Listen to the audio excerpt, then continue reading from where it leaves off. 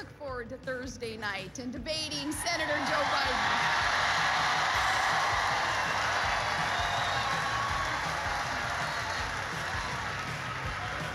We're going to talk about those new ideas, new energy for America. I'm looking forward to meeting him, too. I've never met him before, but I've been hearing about his Senate speeches since I was in, like, second grade. Governor Sarah Palin kind of taking a shot at Senator Joseph Biden today at a campaign rally in Columbus, Ohio. The two will meet Thursday night in St. Louis for their first and only debate. You can, of course, watch it right here on CNN. In the latest CNN and Pew Research Corporation poll, 53% of voters have a favorable opinion of Palin. That's down 4 points from earlier this month. The poll was conducted before Palin's interview with Katie Couric, where the vice presidential candidate certainly struggled to answer some questions on foreign policy. In a follow-up interview with Couric today, Palin says she's become a target of, quote, gotcha journalism. She was seated next to John McCain when she said it. We'll bring it to you later on in just a moment. But first, what even some conservatives are now calling the Palin problem. Here's 360's Randy Kay. Remember when Sarah Palin could do no wrong? Now the honeymoon is over. Conservative commentators George Will and David Brooks openly criticize her. Brooks arguing Palin, like President Bush, seems to compensate for her lack of experience with brashness and excessive decisiveness. And Kathleen Parker wants Palin to step down because she is out of her league, writing, "My cringe reflex is exhausted," after watching media interviews, like this one, where CBS's Katie Couric asked Palin about the $700 billion bailout plan. What the bailout does is help those who are concerned about the health care reform.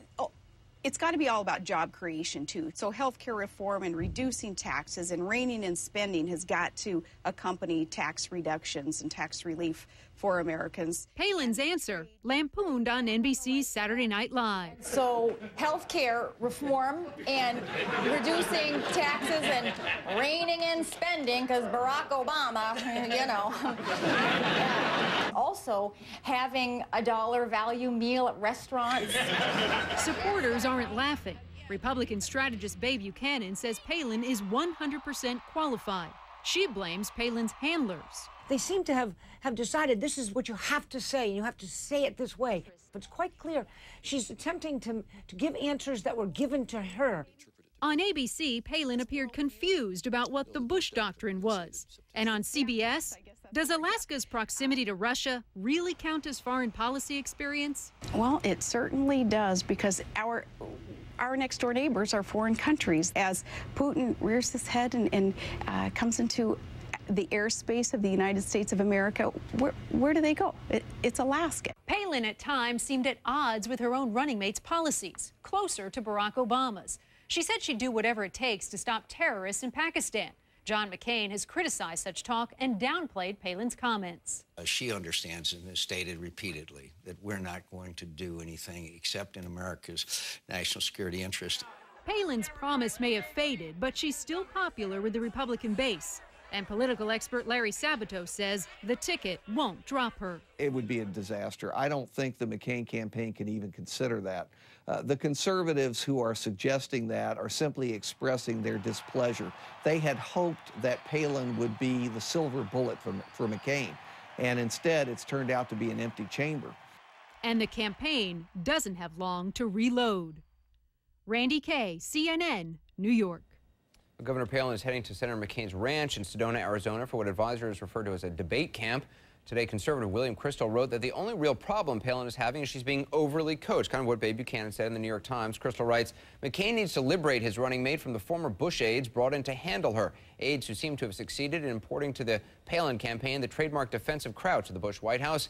He needs to free her to use her political talents and to communicate in her own voice. With me again, CNN senior political contributor, Republican strategist, and McCain supporter Ed Rollins, CNN senior political analyst and former presidential advisor David Gergen, and CNN political analyst and Obama supporter Roland Martin. Ed, you said a kind of a similar thing that they Palin should be allowed to be Palin last week. I think it was on Wednesday or Thursday. This is a smart woman who's got some extraordinary experience being a governor. They ought to give her the briefing book on sort of the McCain record and what McCain's policies are, let her read it, then put her in a room with 2 or 3 people who can help her communicate, and let her basically go through the drill. She's going to have to answer about 10 or 12 questions. But how do they know that letting her be herself is such a good idea? Well, you basically try it. What you do is you go through a mock debate, as every candidate does, and you basically listen to her answers, and then you basically try and mold them. Let them be her answers, but give her the knowledge first. When you overstructure someone, and David's laughing because we've been through this before together.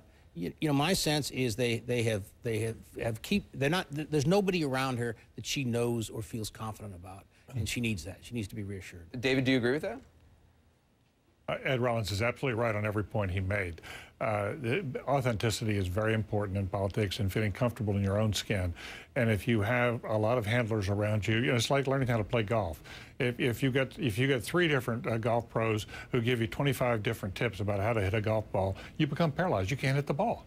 You know, there's just too much going on. You've got to let a person be more natural and give them a briefing book. I thought they would allow her to do a number of regional press interviews, sort of the local newspaper interview, which tends to be a little more personal, not quite as probing, sort of warm up with those, gradually work her in. I thought before she went into this debate, she'd have done a ton of interviews. Yeah. But Ed Rollins said last week, they penned her in, and there's a question now whether this is a very talented woman who may have lost her self-confidence.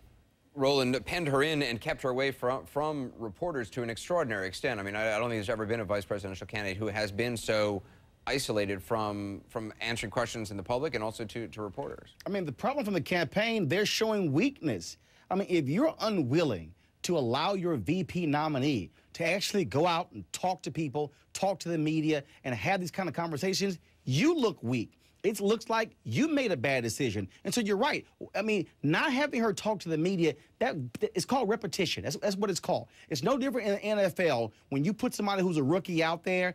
What do they always say? You can stand on the sidelines and watch all day, but unless you're on the field, then you don't know how fast it goes. And so all of a sudden, when a question is thrown at her, yeah, she might make a couple of mistakes, but if you never put her in a position where she can actually grow into the job, they have a problem. Now, come Thursday, now there's a lot of pressure on her. I don't buy this nonsense that the bar somehow is low. No, this is a high bar. She has to prove that she actually can stand on that stage and actually command respect. So the bar's not low. It's very high. We're going to talk more about this. We're going to show you Sarah Palin's new interview with Katie Couric. She sat down with Katie Couric and John McCain by her side. We'll talk about why that happened. Hear for yourself how she did. And you saw a little bit of it there in Randy's piece. Tina Fey is at it again on SNL with a new Palin spoof. It's our shot of the day when 360 continues. First.